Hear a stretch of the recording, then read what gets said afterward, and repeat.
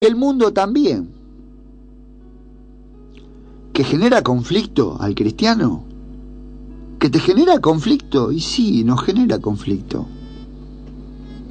Si las personas en el mundo viven con las lógicas de Satanás, ¿saben cuál es la lógica del evolucionismo?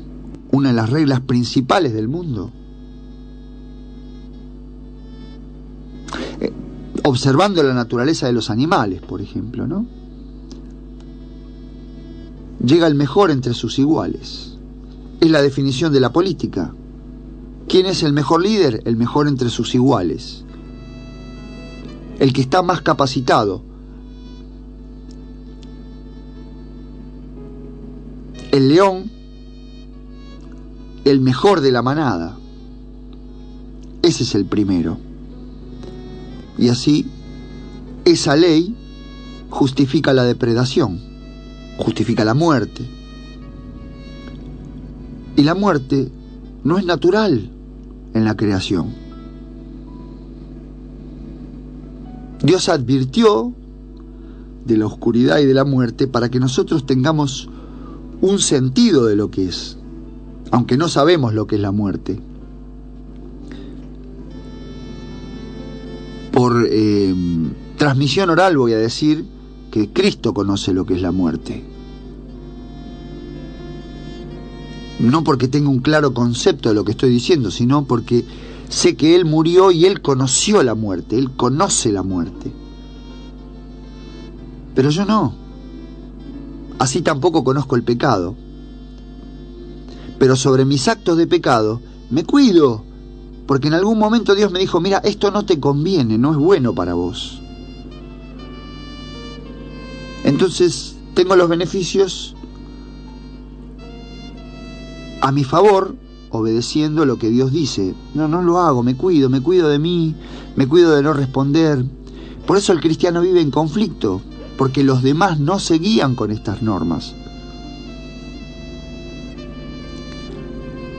En los 10 mandamientos, muchas veces lo hemos dicho en este programa, está resumido el carácter de Dios, cómo Dios se comporta. Dios no roba, Dios no busca lo de los demás. Y si ahondamos en ese concepto, no sé, tenemos textos que son hasta casi poesía, pero son realidad más que poéticos. Dios no busca lo suyo. No busca. Y cuando hablamos de no busca lo suyo, es que no es egoísta, no. Dios me quiere a mí porque me ama. Es una condición natural de Dios, de la cual yo fui despojado en el Edén y la padezco acá día a día. Por eso cuando alguien me ofende o me agrede o me molesta, o me transgrede con una transgresión cierta, mi naturaleza se incomoda, porque no es como la de Dios. Si a mí me quitan, el primer impulso es defenderme, molestarme, responder a la agresión de que alguien me quita algo que supuestamente me pertenece, o me pertenece concretamente. Sin embargo, Dios no busca lo suyo. Por eso es que a Jesús, cuando lo arrestaron, le quitaron todo. Desde la dignidad más básica hasta la libertad de responder con total serenidad lo que para él era la verdad. Que nosotros podríamos decir verdad absoluta, sí, pero para los condicionantes de los que están sometidos a la regla del mundo no es verdad. Por eso Pilato entró en duda cuando el Señor le dijo, este no es mi reino. Si yo estuviera en mi reino, mis ángeles, 7 legiones de ángeles me defenderían. 7.000 legiones de ángeles. Pero este no es mi mundo, me tengo que defender con las reglas de este mundo. Y Pilato quedó absorto, no... ¿Qué me está respondiendo este hombre? Sin embargo, le estaba diciendo la verdad, pero él no se impuso como verdad. A mí me maravilla cómo Me deslumbra cómo Dios maneja lo que nosotros llamamos dialéctica, el discurso. El Señor dice la verdad más absoluta desde el criterio más austero, más silencioso. No es una imposición, es una imputación. ¿Qué diferencia hay? Sí, hay sustancial diferencia, porque una cosa es que yo te la imponga y la tenés que hacer sí o sí, y otra cosa es que yo te la impute y la haces si vos querés. Estudiala, fíjate, ¿te conviene? Tomala. ¿No te conviene? Déjala. Por eso en el Evangelio y al lado de Dios hay absoluta libertad, porque estamos codeándonos, somos amigos, si querés servidor, lo que quieras ser de Dios, sos en libertad. Y lo que quieras dejar de Dios, lo puedes dejar en cualquier momento, porque Él es libre y nos ha creado como libres. Es un concepto complicado, pero la relación siempre es genuina, por eso Él nos dice que somos pecadores.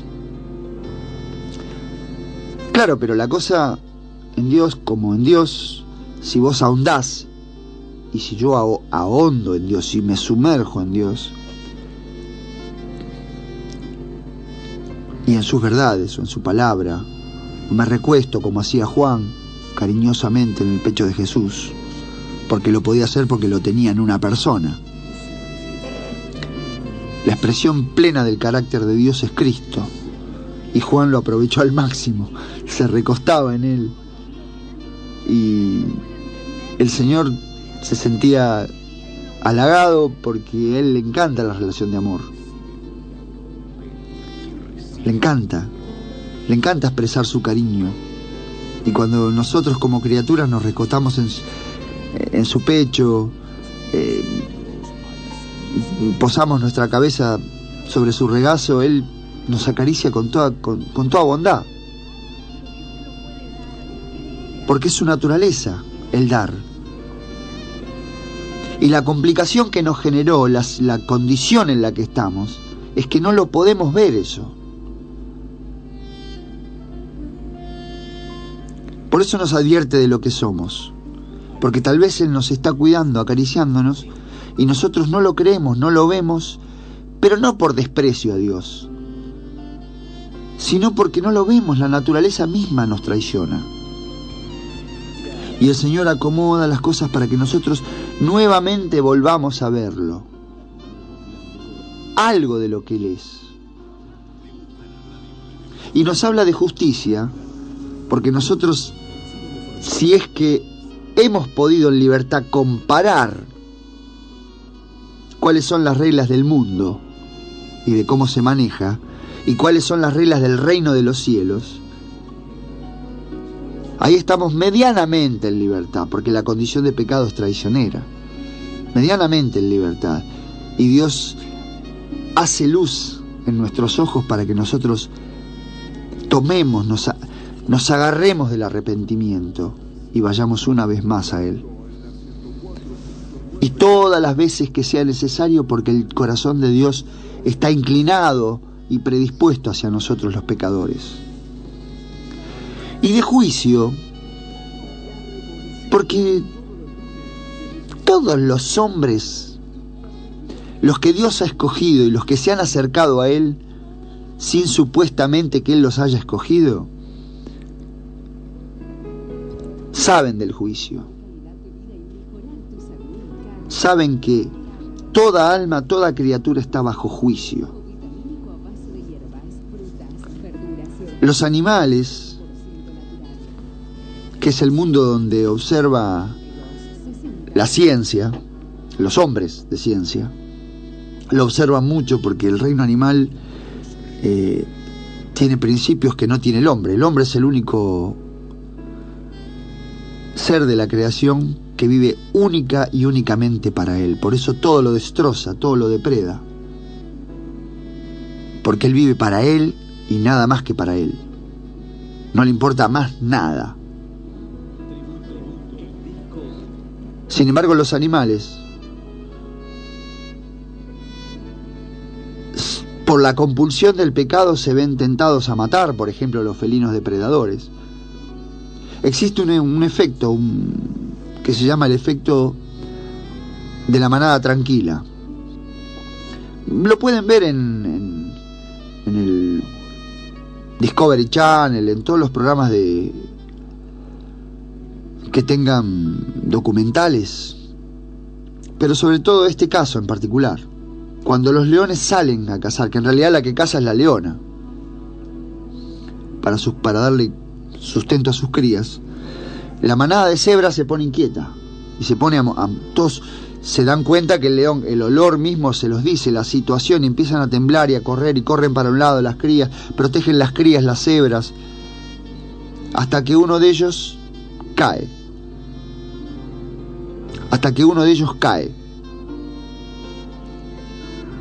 Y los leones lo cazan. Una vez que tomaron uno de los animales para alimentación, el resto de la manada no tiene más inquietud. La ciencia observó este detalle y dice, bueno, ya está. Comieron, se satisfacieron, basta. El hombre no tiene ni siquiera esa medida. El hombre es pecado puro. Por eso la palabra de Dios dice hacia el final de los tiempos, hasta que se manifieste el hombre de pecado, porque todos, creyentes y no creyentes, veremos eso. Con todos los seres que hablo, amigos, hermanos, vecinos, y les presento el panorama, lo inclino nada más, incluso en términos humanos, porque yo no soy Dios para decir las cosas tal cual Él las conoce. El hombre dice, pero no, mis amigos, mis relaciones me dicen, pero no, pero no va a ser tan así, ¿no? Nos vamos a recuperar en algún momento. En algún momento vamos a hacer pie y las cosas van a cambiar. Los jueces van a hacer justicia.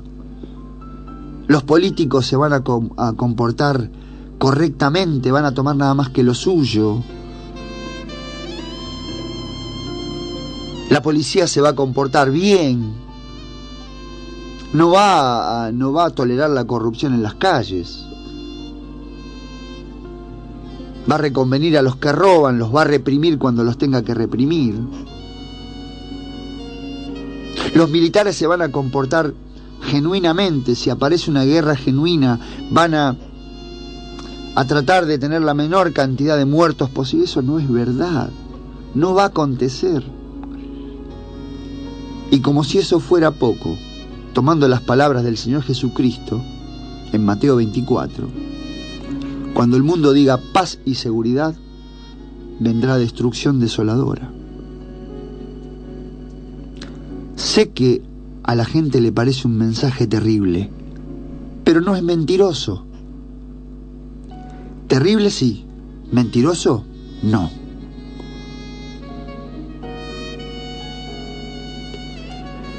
Por eso es necesario que yo entienda cómo es mi naturaleza, que yo sepa, que la conozca, que le crea a Dios al respecto de quién soy. Es necesario que vos le conozcas. A Dios diciendo lo que Él dice. Volvemos a leer el texto.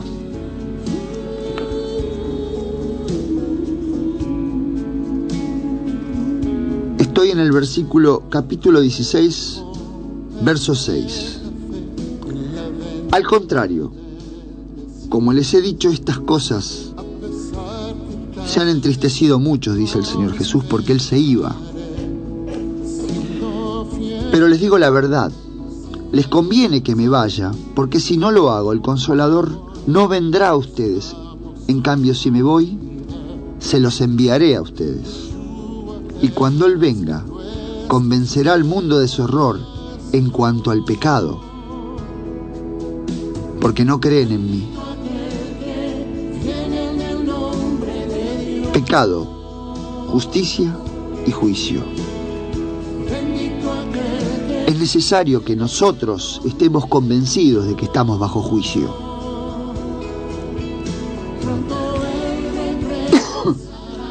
Y lo bueno, yo no sé si alguna vez alguien les hizo juicio. si los acusó, si fueron acusados. Formalmente hablo, Digo, si les pasó de verdad. Cuando son llevados a juicio, nosotros no tenemos la práctica en nuestra sociedad argentina de que se hagan juicios orales y públicos. Son muy pocos los que se hacen. Es una modalidad que tiene muy pocos años en la ley argentina, en la legislación argentina. Existía la figura, pero no se usaba. Y ahora sí. Cuando se la lleva a oral y público, ahí se ve en toda su expresión lo que es un juicio. Hay un acusador, hay un defensor que defienden al individuo. Siempre hablando de individuos, porque en este caso Jesús habla de la corporación del mundo como cuerpo, pero también habla de nosotros, que nos va a convencer de pecado, de justicia y de juicio. Y es necesario que vos, como creyente, sepas que estamos bajo juicio. Todos. Los creyentes y los no creyentes. Y la norma básica de ese juicio, lo que rige la conducta a cumplir en ese juicio, son los 10 mandamientos.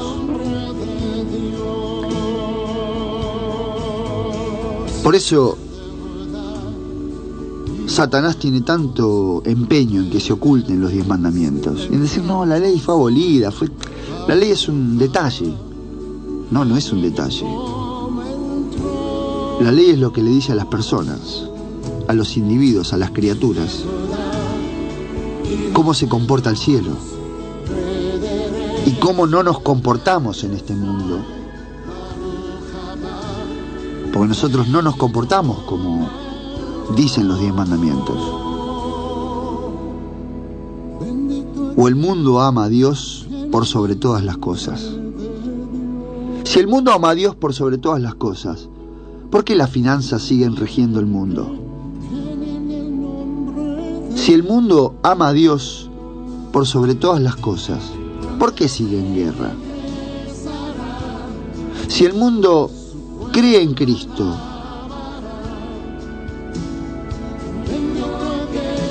¿por qué siguen las guerras?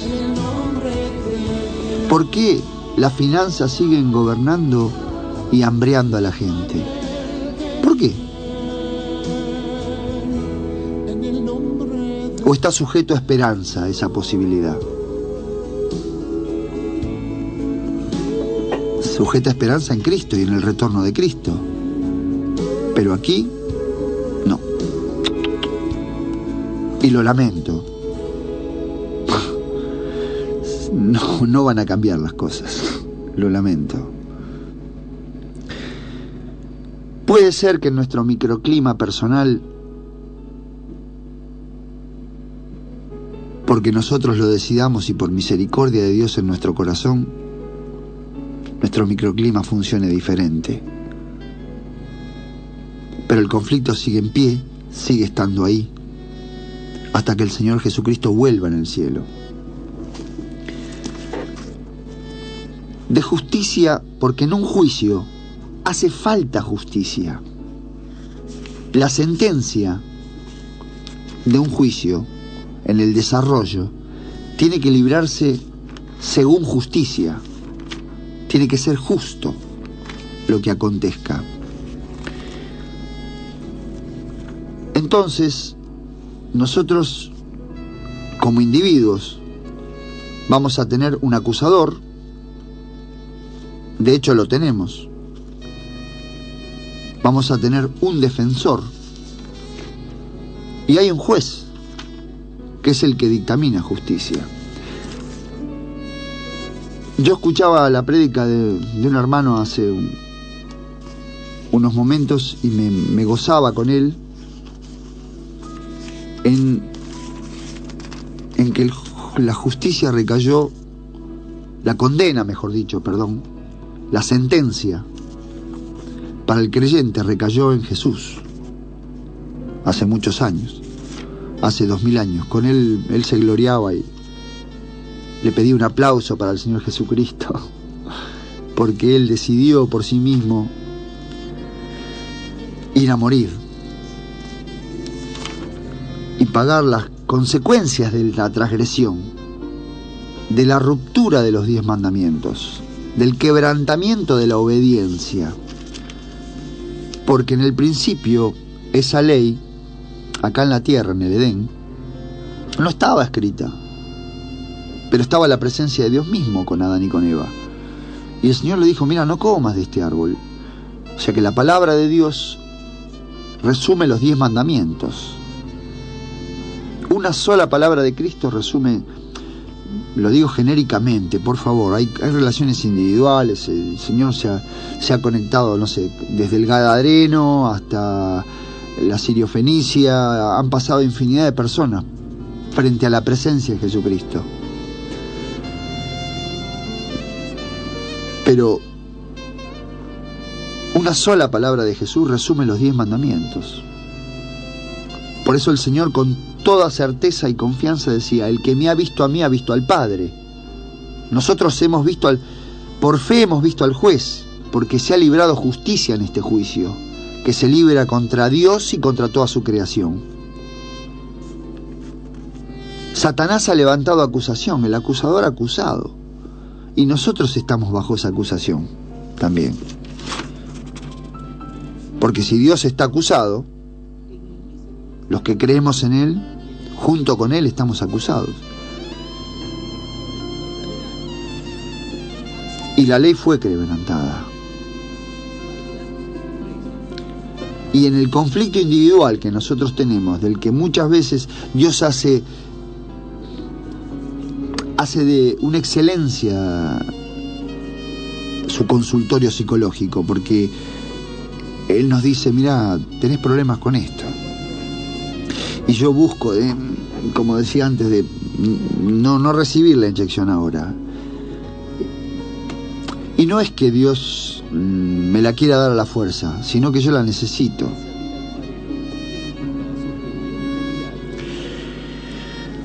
Todos aquellos que sabemos del Señor nos gozamos en Él. Porque vivimos en este mundo con el flagelo de lo que somos. Y además con la obstinación del mundo de querer convencernos de que se puede vivir en Él en la forma en que estamos. Por eso este programa yo he dejado y he tratado con mis hermanos de sostener que se siga llamando Tiempo de Esperanza.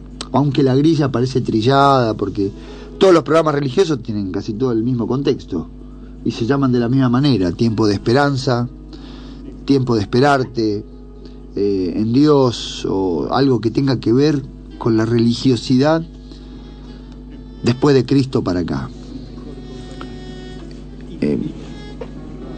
Justicia, justificación por la fe, todo lo que aparece en la Biblia y todo lo que los predicadores desde el protestantismo para acá han dicho, desde el 1500 y pico hasta acá han dicho. Los programas tienen ese nombre, ¿por qué? Porque le esperamos. Aquel que ha librado justicia y ha dejado esas palabras en Juan 16 escritas, y lo hizo por un hombre, para que sepamos que comparte con nosotros todas las cosas. Los quiero llevar a otro texto porque eso esperamos. Esperamos que Él vuelva para que se defina en la sentencia todo lo que es necesario para nosotros, la vuelta de Cristo. No porque la podamos apurar, porque saben que Mateo 24, así como dijo que el mundo iba sí o sí a ser destruido, tal como está, porque está manchado de pecado. Así como el hombre tuvo que ser construido de otra manera, porque estamos manchados de pecado. Yo no puedo ir a Dios. Cristo sí pudo ir a Dios, al juez, y hablar con el juez. En su inocencia puede hablar con él. En su cumplimiento a la ley puede hablar con él. En su amor al prójimo puede hablar con él. Porque la naturaleza de Dios no es amarse a sí mismo, no es buscar lo suyo, sino buscar lo que le pertenece al otro.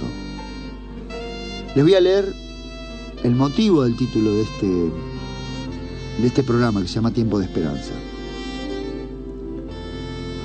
Porque todos nosotros vamos a tener una semana por delante, 15 días, no es este programa el que va de 8 a 9 de la mañana los sábados, el que los va a sostener, sino que es Dios mismo. Pero nos alentamos en estas cosas. Así que les quiero leer en Primera de Tesalonicenses 4:13. Hermanos, amigos, pero fundamentalmente hermanos, cristianos, no queremos que ignoren lo que va a pasar con los que ya han muerto, para que no se entristezcan como esos otros que no tienen esperanza. Se ve que la gente por aquel tiempo también moría, como ahora. Y la muerte es un flagelo que, aunque yo decía en el programa anterior, ¿por qué los muertos no quedan al desnudo? ¿Qué escondemos los seres humanos? ¿Por qué mi papá que falleció no lo tengo a la vista? Sería un testimonio doloroso, por supuesto, ¿no? No me estoy burlando, no es una burla. Pero fíjense, si lo tuviéramos, lo tendríamos como testimonio también, una vez más, de lo que somos, de lo que es, de lo que fue Él, pero al mismo tiempo de la salvación, porque la esperanza nos augura esas cosas, no nos dejan lo que somos. Y dice en el versículo 14, ¿acaso no creemos que Jesús murió y resucitó? Alienta, pregunta, nos cuestiona, me inquiere. No me está diciendo, no te entristezcas, no está diciendo eso, está diciendo, pregunta, para que yo reflexione. Así también, Dios resucitará con Jesús a los que han muerto en unión con Él, hablando de la esperanza de cuando le veamos en el cielo. Voy a hablar de cosas subjetivas mientras hablo del texto. Yo hoy a la mañana estaba esperando el colectivo y de repente pasó algo en el cielo. Y por gracia de Dios mi mente hizo, uy, creí que venía, pero no. Después dije, no, pero por doctrina fue explicado que le veremos con tiempo, que aparecerá en el cielo, que lo vamos a ver de a poco y el mundo lo irá viendo y todo ojo le verá, dice la palabra.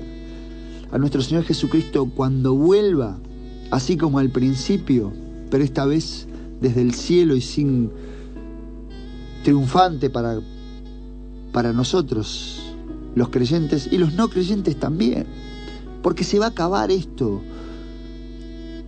Yo hablaba de los animales pobrecitos, toda la naturaleza gime a una esperando redención, dice la palabra de Dios, y nosotros también esperándote, Señor, te esperamos. Amigo, espéralo al Señor. Hermano, compañero en Jesús, camarada en Jesús, amigo, espéralo. Él vuelve.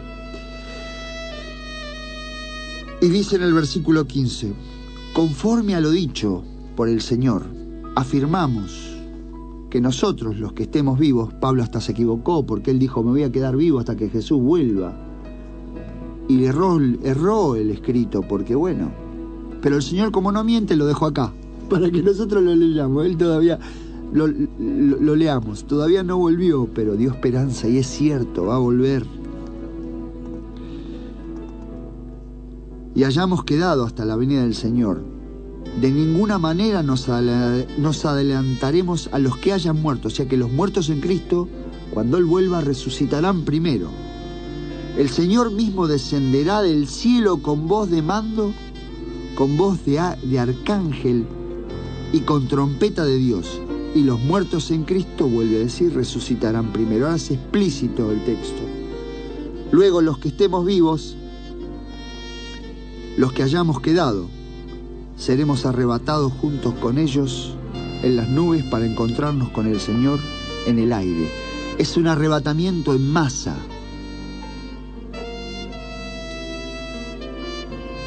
Todos juntos. No hay incógnita, no hay misterio acá. Todos juntos. y solo hasta que Él vuelva. Y así estaremos con el Señor, ahora sí, para siempre, Andrés. No va a estar más la sombra de lo que es Walter. No, yo soy un problema, no. Yo me levanto a la mañana y tengo problemas. Mi señora me dice algo, me enojo. El de la cochera me dice algo, me enojo. Se va a acabar eso, porque mi hermano se va a levantar y lo primero que vamos a hacer, nos vamos a poner feliz porque lo vamos a ir a ver al Señor. De sábado en sábado lo vamos a ver en la Nueva Jerusalén. Por lo tanto, anímense unos a otros con estas palabras. La verdad, hermano, yo soy lo que soy. Me dan ganas de suicidarme, pero no. Me anima el que mi hermano Andrés me mire a través del vidrio y me diga, mira, yo también te entiendo, y nos reímos de lo que somos.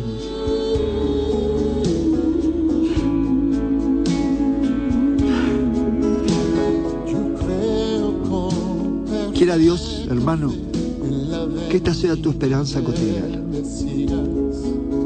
No que te transformes en un cristiano mendigo pidiéndole a Dios que te traiga trabajo, plata. Yo sé que por esas cosas se sufre, no te estoy diciendo que no se sufre. Lo que te estoy diciendo es que vivas como si fueras libre.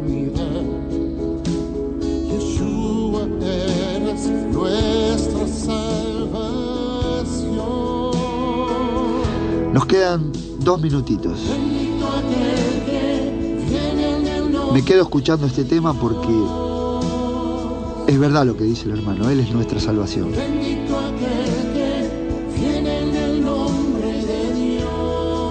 Él vino en el nombre de Dios y no defraudó. Claro, si hay algo más que querés de Él, no hay más.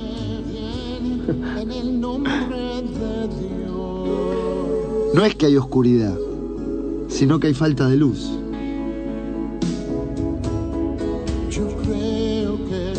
Como decía un hermano querido, que ya no está entre nosotros porque se fue al descanso, ¿por qué en vez de discutir no prendemos la luz? Porque veríamos las cosas más claras. Pero si hoy no las ves claras, yo no puedo hacer nada. Habla con nuestro Creador. Te dejo, hermano, que tengas buena semana. Gracias, Andrés. Nos quedamos con esta alabanza. Chau, chau.